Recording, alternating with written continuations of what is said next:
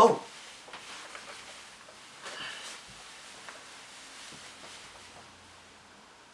Bonne année et bonne santé à tous, où que vous soyez, de la part de toute l'équipe de MangaPod Productions. Bonne année! Happy New Year's! Glückliches... Ouais, que la bonne année vous apporte quelque chose. Bonne année à tous! Bonne année. Et que le meilleur vous arrive. Pour nous économiser du temps, j'ai fait une liste des résolutions que toute l'équipe a pris et elle apparaîtra juste avant le générique. Saidon et Amon Saidon. Le premier qui se moque de nos résolutions, je lui souhaite mes meilleurs vœux. Bref, le sujet du mois est un peu particulier pour cette nouvelle année. J'ai décidé de prendre une série qui me tient tout à fait à cœur et il s'agit de...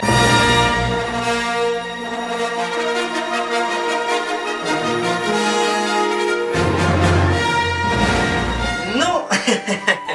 Ce n'est pas ça. Il s'agit d'une série de mangas, je ne traite que les mangas, ça c'est autre chose. Bien. Il s'agit de Pandora Hearts de Jun Mochizuki. Mais bien évidemment, ce n'est pas moi qui vais vous en parler avec profondeur et Wikipédia, ce sera le vieux. Je t'en prie.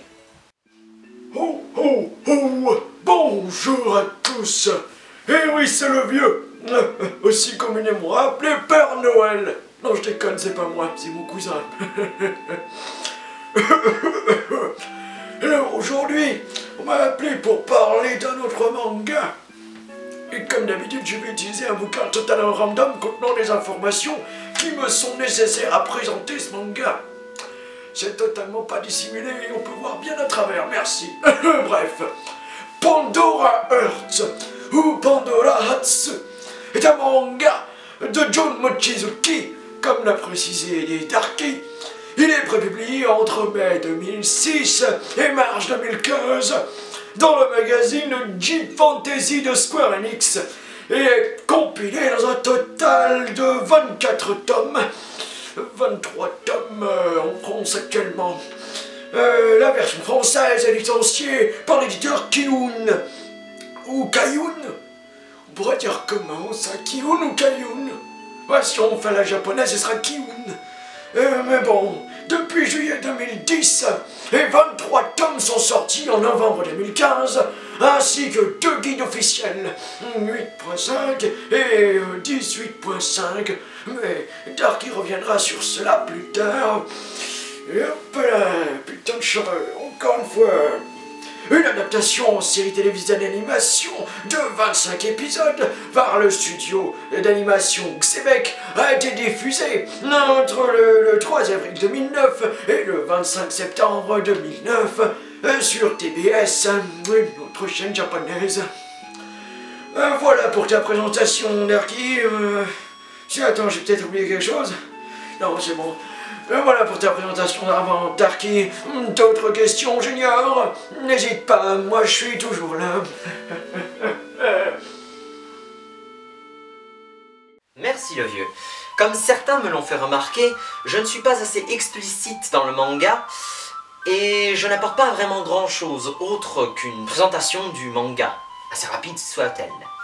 C'est pourquoi j'ai décidé d'abandonner l'une de mes règles et je vais laisser tomber le masque de l'objectivité pour vous donner mon avis sur le manga, en plus de la présentation. J'ai pas tout saisi. Il dit qu'il va arrêter de faire la lèche et dire ce qu'il pense.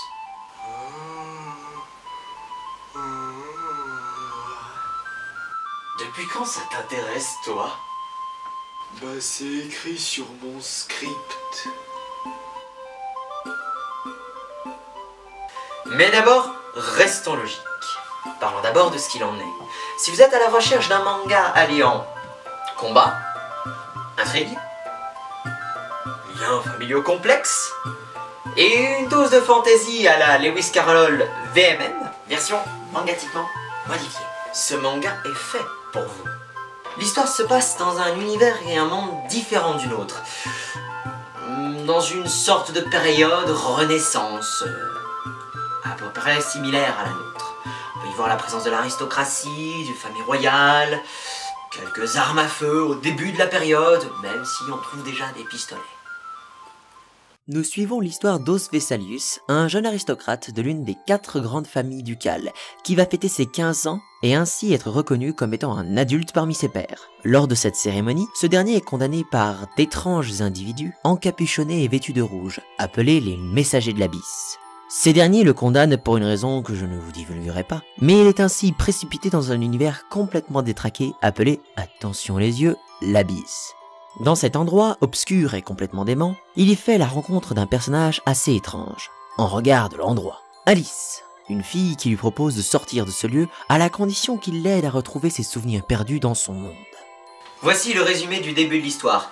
De nombreux personnages n'ont pas été présentés, mais je préfère garder leur anonymat pour que vous les découvriez et que vous n'ayez pas de trop grosses informations qui vous soient révélées. Car si je dévoilais plus de personnages, de nombreuses informations doivent s'accompagner pour mieux les décrire et mieux les apporter, et ça risquerait de spoiler certains.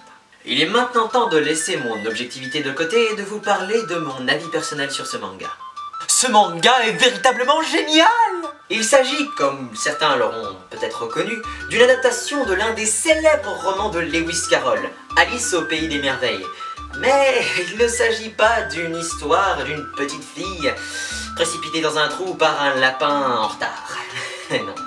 La qualité du manga s'améliore avec le temps, les personnages dévoilent progressivement leur implication dans les événements, et l'intrigue qui se découle de toute l'histoire est vraiment digne d'un bon polar à suspense. Malgré cela, il y a néanmoins une tâche dans le tableau de ce manga et série animée. Je vais essayer de donner le moins d'informations possible parce que cela pourrait être comme un spoil. Mais bon, pas vraiment. L'animé se termine en tête de poulpe.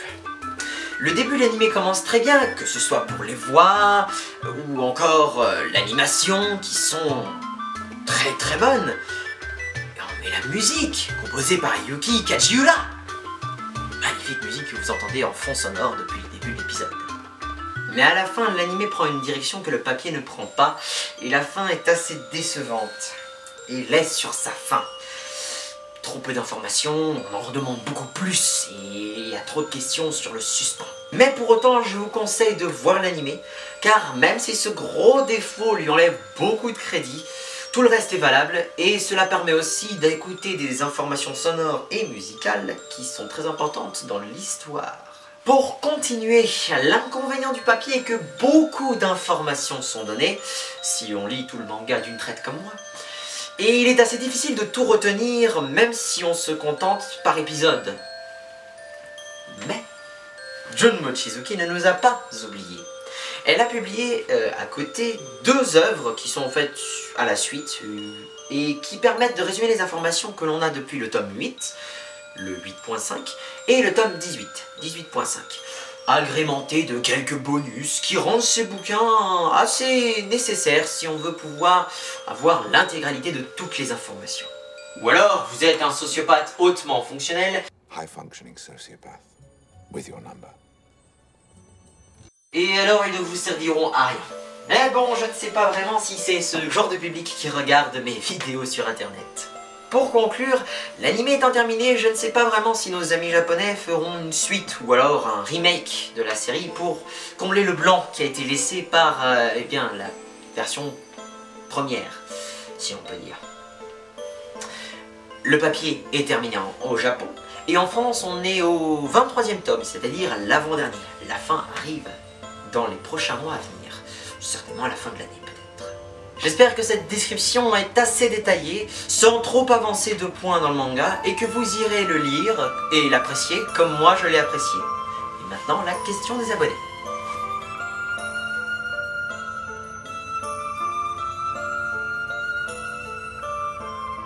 Les résultats seront présentés par l'Abrut. Il a profondément insisté. Bien, messieurs, voici donc les résultats de la première question. Pas très intéressant, mais bon, vous pouvez voir ici que nous avons un vainqueur parmi les deux. Un vainqueur, certes, mais bon, parmi les 3 réponses, vous avez été nombreux à choisir 2, et je pense que ceux qui ont répondu à la première question sont aussi les 2 qui ont répondu à la question suivante. Intéressant, n'est-ce pas, cette question?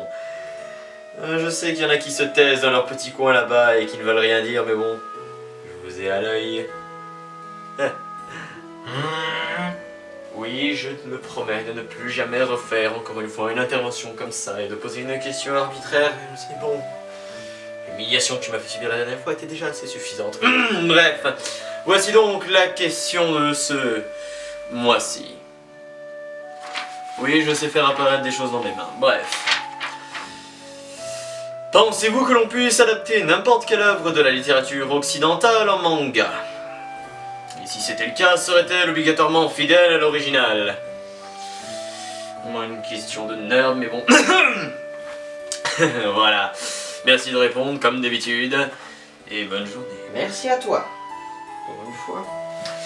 Les liens vers les questions se trouvent dans la description. Encore merci d'avoir regardé cet épisode de MP2. Je vous retrouverai donc le mois prochain pour un nouvel épisode de MPR. N'hésitez pas à vous abonner, à laisser un commentaire, un pouce bleu, et à rejoindre les pages Facebook et Twitter. Bref, les usuels. Encore merci à tous et en vous souhaitant mes meilleurs vœux pour 2016.